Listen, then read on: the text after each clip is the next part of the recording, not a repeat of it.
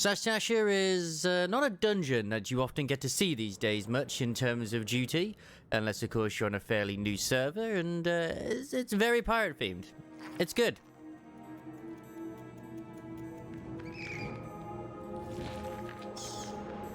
And also, it's so iconic these days that it had a guest appearance in the hit game Stranger of Paradise. First things first is if you are actually higher level than the dungeon itself and you're being put in here at a low level, I have not made an adventure play yet. I will need to sort that at some point. Make sure you put your stance on. That's the main thing. We're going to be ignoring these. Now, I have no idea how good or how terrible the AI is. But considering it's kind of early in, it shouldn't be too bad in terms of the amount of damage I receive. It's pretty safe to pull these two groups here. Normally, you keep going and pull even more. Now, what sort of mitigation and skills do you have available at this level? If you are at least a tank, you'll have an AoE. Be aware that most jobs do not have an AoE at this level. You're probably the only one who will do. You will have at least reprisal, and you may also use arm's length if you have it. Apart from that, all you have is rampart, so make sure you use it quite well. Remember, anything is mitigation, even low blow. You stun them, that's mitigation. Head over to here where the bloody memo is, and give a nice little interaction. You find a blood-stained scrap of parchment with a message scrawled upon it in faded ink. The captain likes his siege blue. Make note of that. That'll be important in a bit. Let's rush this a little bit. Let's go. So yes, keep making your way through the cave. Just, you know, take the packs as you feel comfortable to do so. At the end of the day, it's both the tank and the healer that dictate the speed of the dungeon. If you do not feel super comfortable pulling loads, say something. If you feel confident in pulling like more, say something. Communication is always key. In fact, right now, the Conjurer is not with me. I have to keep note of this. And I don't know if the Formatage can even hit it as well. In this room, the thing which I usually like to do is ignore those. You can encounter them if you want to, but they will constantly spawn out of the giant clam until you defeat the giant clam. See here, that enemy is off its way to go and attack someone else. We'll go grab it. You don't need to worry about using provoke or anything like that. You can if you really, really need to, like an emergency, like it's the, you know, you're in global cooldown and you can't hit anything. It's like, oh my god, it's running away. Just use it. What I would normally do if this was with players, I would just keep running. Just constantly keep running all the way to the end. Unfortunately, being AI, they may just keep attacking, which is something which I kind of expected them to do. Okay, they're practically almost dead, so you can move on to the next wave of mobs. They'll die over time. It's not really going to be too much of a problem. See, they're already dead by the time we got here. If the mobs themselves in the dungeon still give experience, then it would be worth fighting these, but because they don't, it's not really worth it. Keep an eye out for chests as well. I believe there is a treasure chest somewhere located around here. They're not always super necessary to loot. You'll get little extra bits and bobs. Maybe you'll get some loot.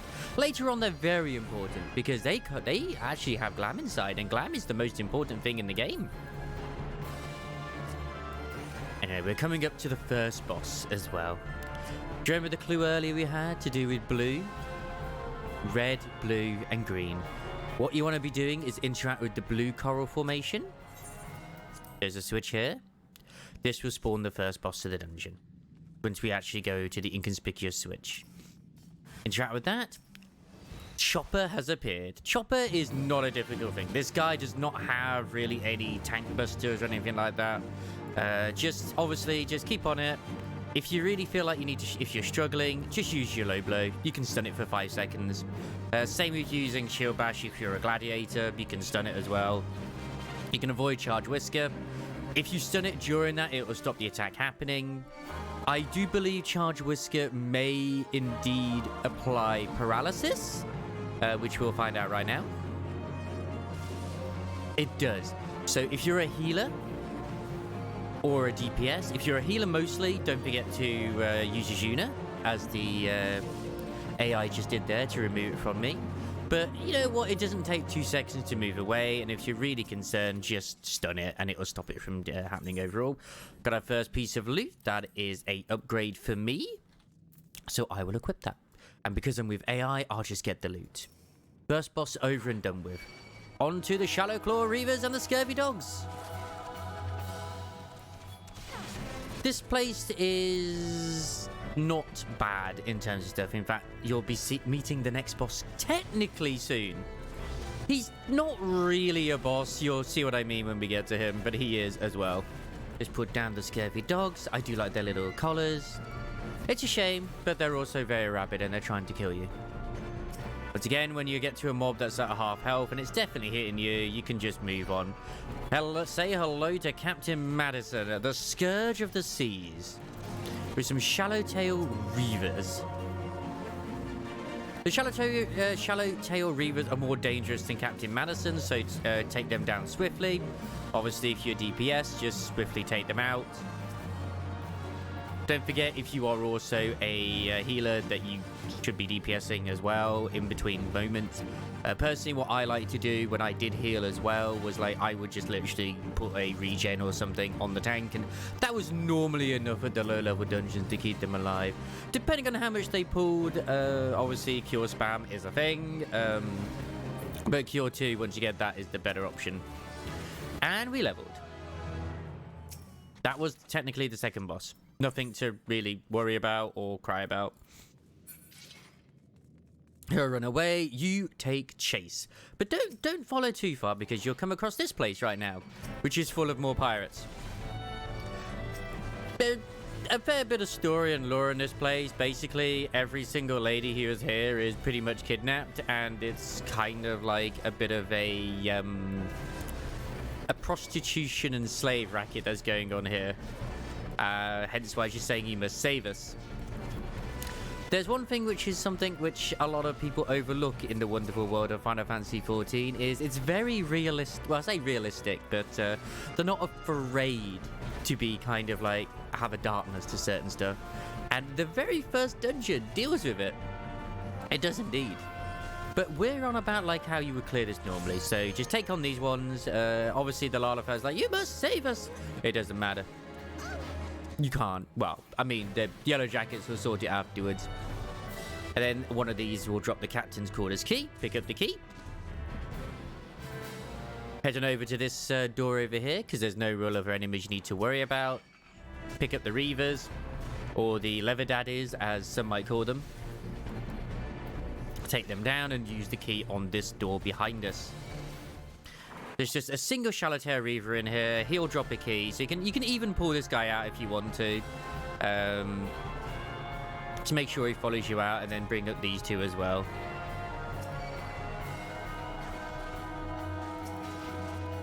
I'm using keyboard and mouse. I prefer to bind my shield lob or tomahawk, whatever, to the F key, just because I like to pay my respects to the enemy by throwing something at them to make them hate me. But it's just easier because I use WSD and then F is right next to D. It's right there when I need it. Low Blow has a 25-second cooldown, just so don't be afraid to use it. Interject is not important. I do not believe there is anything really here Interject is necessary for, as far as I am aware.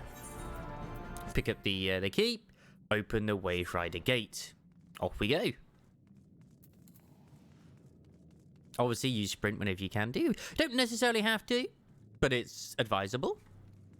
Up to another boss room. You'll know when you're entering a boss room or something like a challenging encounter because of this little purple line on the bottom of the floor. It like locks you into the fight, kind of. In this fight with Captain Madison, it's 2 more Shallowtail Reavers, and then eventually during the fight, some Scurvy Dogs will appear. But there is percentage based on the health, so take down the Shallowtail Reavers first, so you have less of a problem.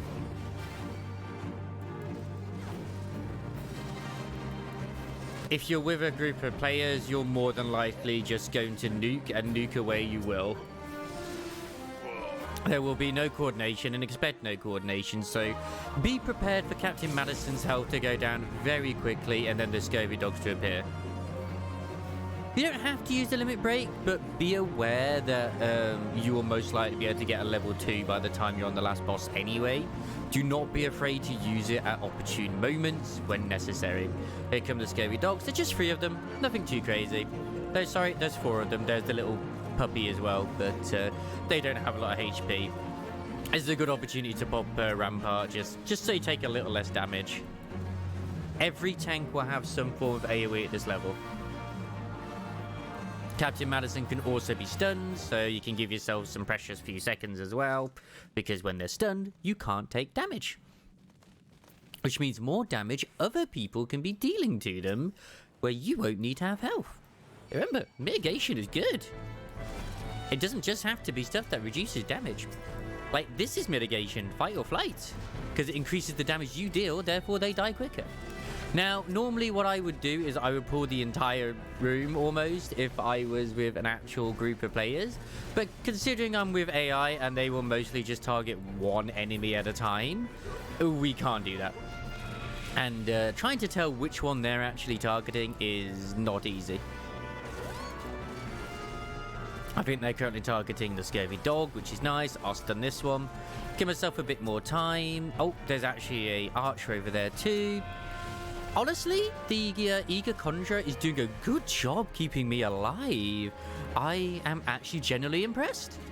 You can also see the health of all your the targets here on the left as well. And we're almost done with this trash. There we are.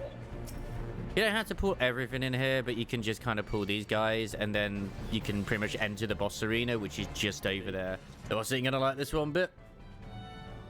Get ready to meet the boss, which is the final boss of the dungeon. Surely a sporting ground, Shore Walker.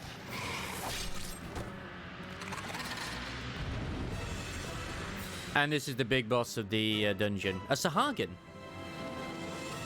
Den the Orcish, Finlish fools, the Lord of the World shall sup upon your souls. Followers of the primal Leviathan. Alright, Den the Orcish. In this fight, you'll notice that there are some unnatural ripples here. What you're supposed to do is that when those ripples start sort of start, you know, spewing water out and you see bubbles, you're supposed to go over to them to turn them off, so that more Sahagin don't jump out of them. Now, when you're with actual players, that doesn't happen at all. Once again, this guy can also be stunned as well. See, bubbles start to form upon the surface, so unnatural ripples over here.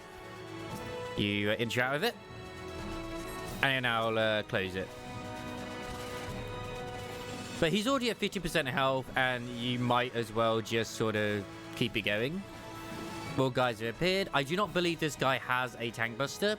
Tank busters don't really come in just kind of at the moment.